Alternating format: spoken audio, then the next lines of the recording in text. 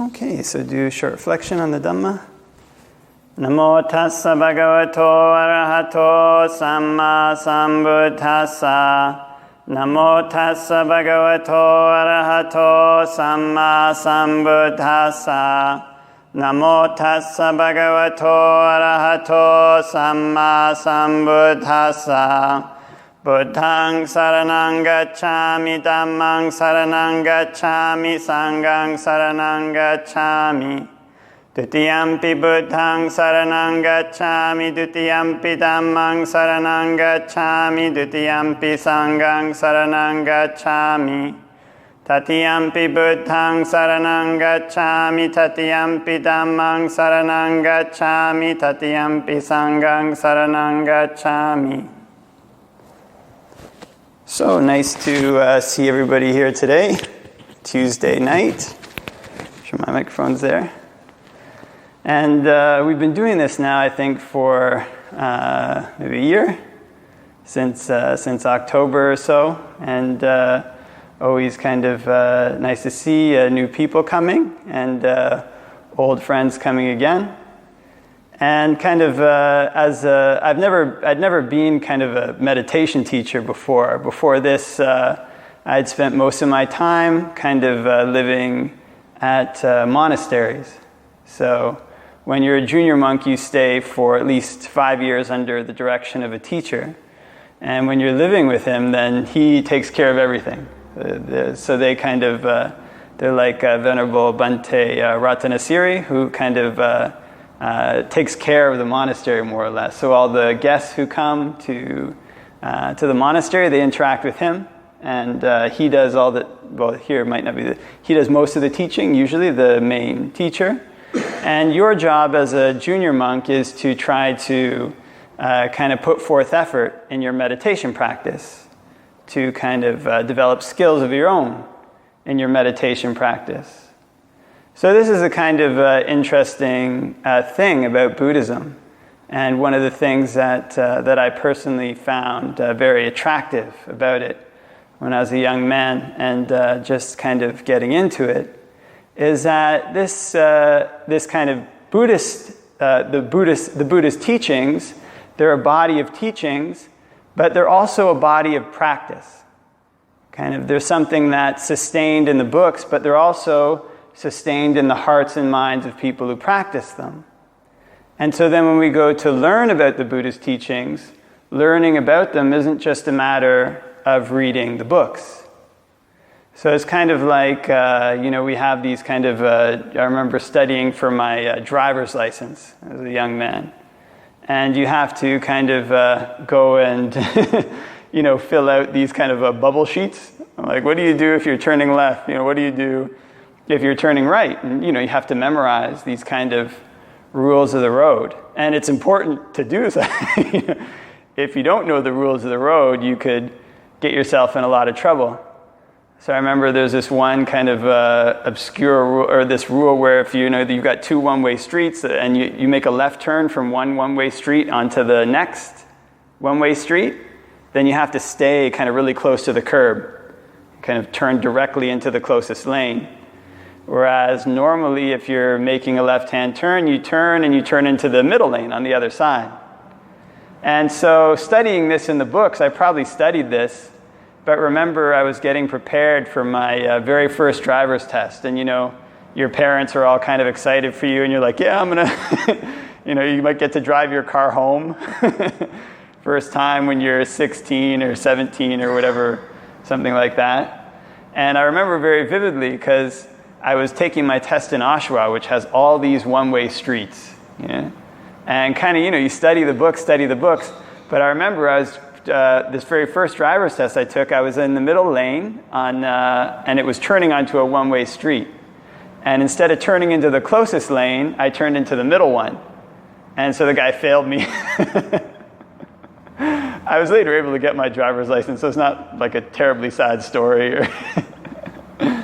But the interesting thing about that was you can have this kind of knowledge that's there in the books, right? Kind of can fill out this kind of bubble sheet. Okay, I know what to do. Actually, if somebody asked me that on that day, what do you do when you're turning into a left-hand lane? I probably been like, okay, you turn into the closest lane, you know. But somehow, being there in the thick of the moment, being there with the traffic, being there nervous about getting my license, I turned into the middle lane. Kind of just did what I was used to doing or used to seeing, kind of out of force of habit. You know? And the way that we practice is often very similar. You know, it is quite important to learn to learn the teachings of the Buddha, to learn what he says in the books, you know, to learn what he's written down in the suttas. But traditionally, actually, these suttas were passed down orally. Actually, they weren't even written. So they were passed down from one person who was practicing Buddhism to another. So you couldn't really get them unless you went and sat in another person's presence. You know? And so as a junior monk, you kind of learn the importance of these things because when you're around the senior monk, you get to see how he deals with all kinds of different situations. You know? So for me, turning into that middle left-hand lane, I just unknowingly picked up because seeing people constantly turning into the middle lane on a left-hand turn is just stuck in your head. And so this is the benefit of being a junior monk staying with a skilled senior monk. You see them do all these different things, and gradually this kind of knowledge becomes kind of intuitive from your watching them, from your being around them. But there's actually one more step to it, or not one more, probably several more, but there's also another step to it. And that step to it is when you yourself try to take on the teachings yourself. You yourself try to practice yourself. So remember actually some of the very first meditation classes doing here or doing at other places. You know, kind of, okay, I'm going to give this talk and, you know, here we go, get it all set up, and you give the talk and you're like, well, I don't know. I didn't really end up saying what I wanted to say there. But this is something that kind of comes with practice. Of course, watching the teachers do this, reading the Buddha's teachings, knowing what's in the books, seeing how the teachers have done it, and then going to do it yourself is something completely different. The environment is different. The people are different. Yeah? It doesn't work the same way that it did when you saw your teacher do it. When you say this, it doesn't seem to have the same effect as it did when your teacher did. And so this is why really skilled teachers, starting with the Buddha, don't just allow you to rely on them. Don't just give you a set of instructions like, okay, you're coming here to meditate, here's your meditation technique. Just do this technique and don't do anything else and you'll be okay for your life. I can't teach you like that. And the reason for it is because the situations that people find themselves in are so varied. Even when there's something with a clearly laid down rule, a clearly defined plan, sometimes when we find ourselves in the thick of that situation, our mind is elsewhere. Sometimes you study the driving test book over and over again, and you know about making a left-hand turn, but you're there with the instructor, and you make it into the middle lane. You know? And so this is why the skilled teachers teach us, these are things that you have to learn for yourself. These are things that you have to take on yourself. The practice of training our mind, the kamma that we make, is something we become the owner of. So there is this really famous sutta where somebody goes up to the Buddha and asks him, so Master Gotama, when you're teaching, he says something, I might have this wrong, so people who are really good with the suttas can correct me. But I think he said something like, there's Brahmins who can, raise all these souls up to heaven, but Master Gotama, he can make sure that everybody in the whole world goes to heaven. And the Buddha says, okay, I'll cross-question you, and you can tell me what you think. Suppose that you were standing at a crossroads, and somebody came up to you and asked you, which is the way to Rajagaha, which is this big city back then. Now somebody might ask you, which is the way to Toronto? Okay. So which is the way to Rajagaha? And the Buddha says, okay, if I told him, okay, my good man, you can take a right at this corner and keep going straight here and you'll arrive at Rajagaha. And he gave that man the instructions, but instead of following his instructions, that man took a left and ended up somewhere completely different. And so the Buddha says, what do you think? Could you stop that man? He says, no, of course not. You couldn't stop him. The man at the crossroads is only pointing the way. And so the Buddha said, in the same way, my teachings, I just point the way. In other words, it's a path that we have to walk ourselves. It's a path that we have to learn ourselves. So because it's a path that we have to walk ourselves, it's a path that we have to learn ourselves, it actually carries with it an element of responsibility, but it also carries with it an element of empowerment. In other words, to a certain extent, we can shape our own future. We're the authors of our future. We're the authors of our destiny. We can make our future what we like. But there's a responsibility to this, right? Because other people can't make our futures for us, right? Other people can try to help us. They can point the way. But at the end of the day, when we leave the meditation class, all of us will go our separate ways.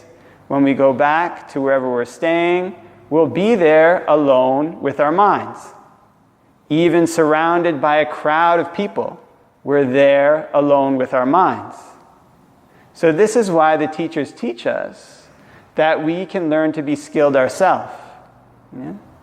And this is where the element of responsibility is. We're responsible for our own minds, but there's also an element of empowerment there. I don't know the right words. These are just kind of words from the English language. Might be more suitable ways to say that. But there's an element of empowerment in the sense that because we have the ability to make choices, we can make choices that will make us happy. We can make choices that will make us sad. And because we have this free will to make choices, we can become skilled in making the choices that make us happy. We can become skilled in training our own minds. We can become independent of others in the need for training our minds. So actually, this is one of the things that the Buddha recommends for his disciples. I was reading a sutta the other day. Somebody had passed away and was talking to them a bit about it. And there's this sutta, I think it's called the Chunda Sutta. See, many people might know the names of the suttas better than me. But Venerable Sariputta passes away, and Venerable Ananda is kind of upset. Venerable Ananda was the Buddha's personal attendant. And the Buddha says to Venerable Ananda, he says, but when Venerable Sariputta passed away, did he take away your portion of virtue? And Venerable Ananda says, no. And he says, did he take away your portion of concentration? And the Venerable Ananda says, no. And he says, did he take away your portion of release? No. Did he take away your portion of knowledge and vision of release? I'm paraphrasing here, no. And the Buddha says, haven't I already told you the state of becoming separated from everything? And he says, therefore, Ananda, you should be an island unto yourself, a lamp unto yourself, seeking no external refuge. And then he says, how is somebody an island unto themselves, a lamp unto themselves, seeking no external refuge? And then he goes on to describe the practice of the 4 foundations of mindfulness, which is basically remaining focused on your meditation topic. So the takeaway from that is that the empowerment aspect of this, that we're the heir to our actions, that we're the ones who have to, that other people can show us the way, but at the end we're the ones who can train ourselves, is that if we train ourselves, if we make the training of our mind our focus, if we remain focused on developing wholesome qualities in all these situations, if we remain focused on developing a skill in training our mind, then we become like an island unto ourselves. We become like a refuge unto ourselves. Because in the same way that even if we're in a crowd of people, we're alone with our own minds, if we have a mind that's bright with good qualities, if we have a mind that's skilled in developing good qualities, if we have a mind that's interested in developing good qualities, regardless of where we are, then we have a safer refuge for ourselves than the refuges that might be normally available in the world.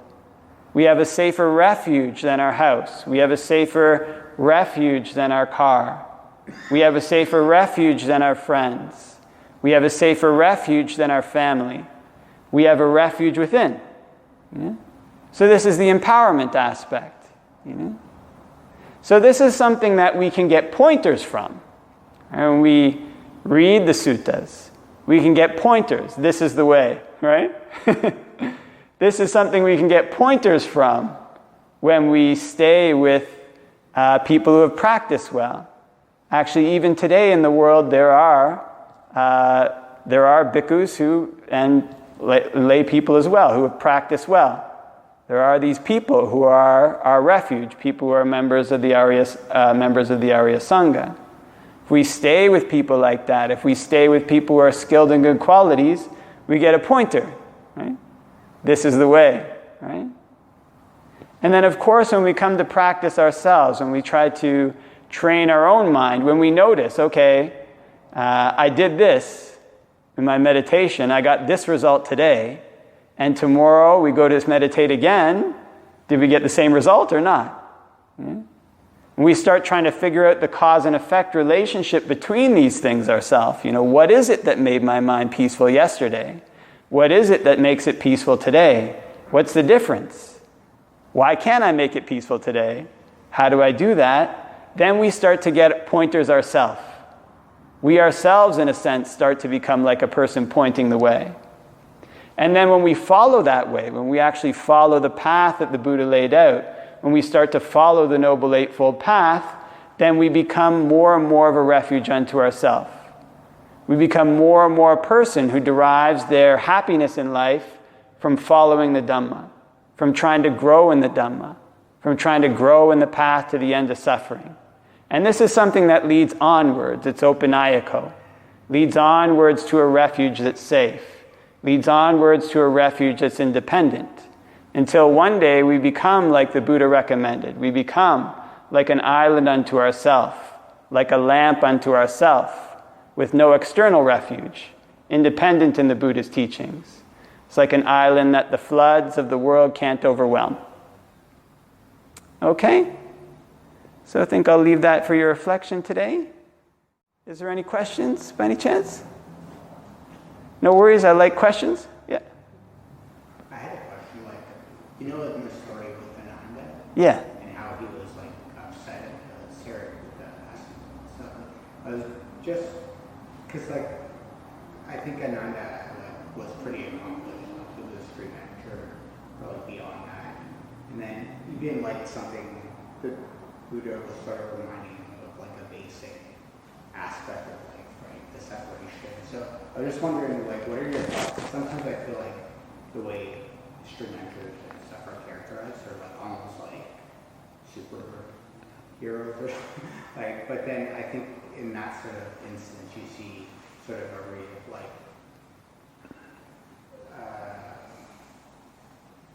a very kind of real emotions or whatever that he was experiencing. And so I just sometimes I see street managers or whatever characterized as